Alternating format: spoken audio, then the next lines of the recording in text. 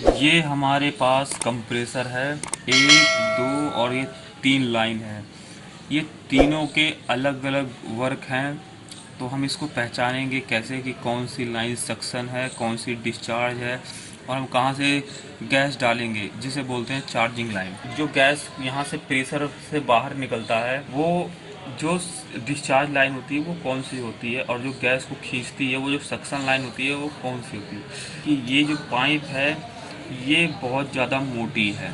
अगर ये मोटी है और इसमें जो ये लाइन है ये देखेंगे आप पतली है, ये पतली है, इससे थोड़ी सी मोटी ये है, और ये थोड़ा सा ये मोटा है। आगे बढ़ने से पहले अगर आप हमारे चैनल पर नए हैं तो प्लीज सब्सक्राइब करके घंटा हिलाना मत भूलना। ऐसा करने से आप पर कृपा आनी शुरू हो जाएगी। ट्राई करो, इट्स वर्क। कि ये जो पतली लाइन होती है, जो सबसे पतली लाइन होती है वो होती है डिस्चार्ज लाइन, जहाँ से gas high pressure high temperature के साथ कंप्रेसर से ये निकलता है। जो पतली लाइन होती है वो हमेशा डिस्चार्ज लाइन होती है। आप इसको चालू करने के बाद इस पर हाथ रख के चेक कर सकते हैं कि जो जो प्रेशर बना के आप देखेंगे कि हाथ को ये बाहर की तरफ धक्का मारेगा, दबाव करेगा, तो वो लाइन वो होती है आपकी डिस्चार्ज लाइन निकलती है। अब बची हमारे पास दो लाइन जो होती है, जो सक्शन लाइन होती है और जो चार्जिंग लाइन होती है, जहाँ से हम गैस चार्ज करते हैं। तो जो सक्शन लाइन होती है और चार्जिंग लाइन होती है ये दोनों सेम होती है।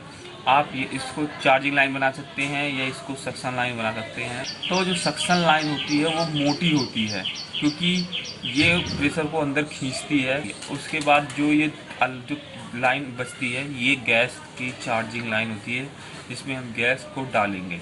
तो अब मैंने आपको बता दिया कि कौन सी लाइन कैसे पहचानेंगे।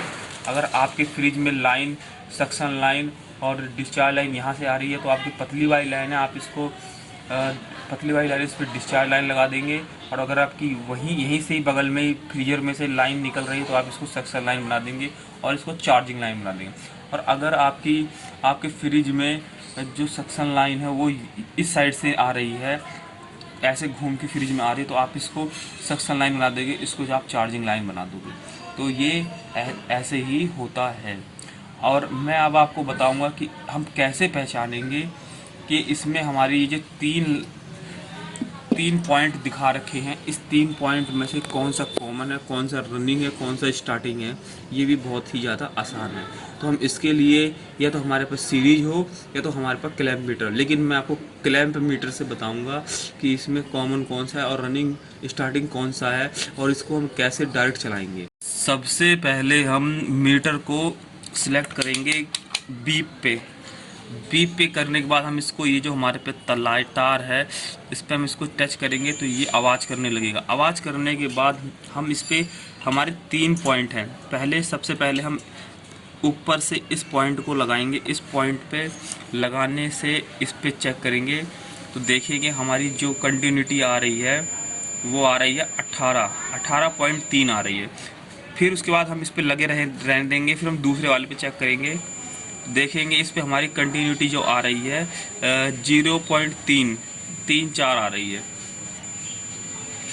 ये आप देख रही है 3 आ रही है। दो नीचे के दो लाइन है उस पे लगाएंगे तो हम यहाँ पे देखेंगे हमारी कंटिन्यूटी आ रही है 20-21 आ रही है।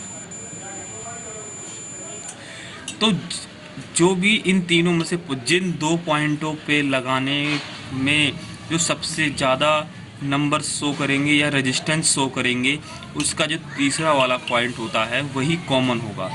अगर जिसमें सबसे ज़्यादा रेजिस्टेंस शो करेंगे या नंबर शो करेंगे तो उसके तीसरे वाला जो पॉइंट बचेगा वही कॉमन होगा। जैसे आप देख रहे हैं कि इसमें हमारा आ रहा है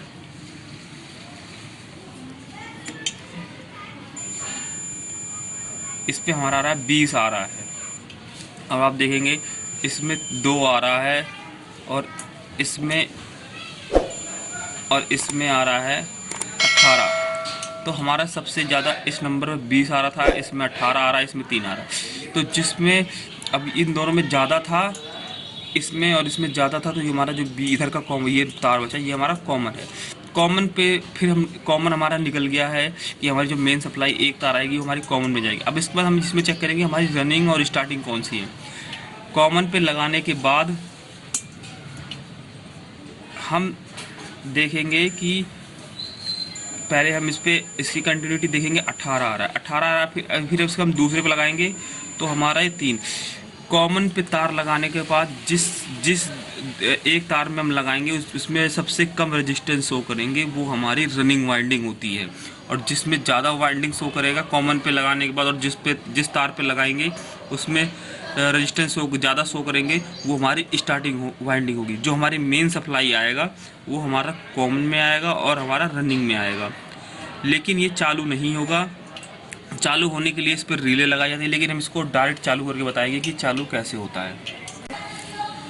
ये हमारे पास 2 केबल है और इस केबल में मैंने एक OLP फिट कर रखी है जो ओवरलोड प्रोटेक्ट होता है। अगर कंप्रेसर पे ज़्यादा लोड पड़ेगा तो ये ट्रिप मार जाएगा। तो हमने देखा था तो ये जो हमारी कॉमन है, इस कॉमन में हम इस तार को लगा देंगे। कॉमन में तार लगाने के बाद अब जो हमारी दूसरी लाइन है, जो हमारी जो रनिंग वाइंडिंग थी जिसमें कम रेजिस्टेंस शो कर रहे थे, हम इस पे लगा देंगे। लगाने के बाद हम इसको, जो इसका लीड है, हम इसको बिजली के तार में लगा देंगे। और हम जब स्विच जल्दी से इसको हम स्विच ऑन करने के बाद हल्का सा इस पे ये तोड़ देंगे, हल्का सा जो रनिंग वाइंडिंग पे टच करके स्टार्टिंग वाइंडिंग पे हल्का सा ऐसे तोड़ दे के इसको हम हटा लेंगे तो ये हमारा कंप्रेसर ऑन हो जाएगा।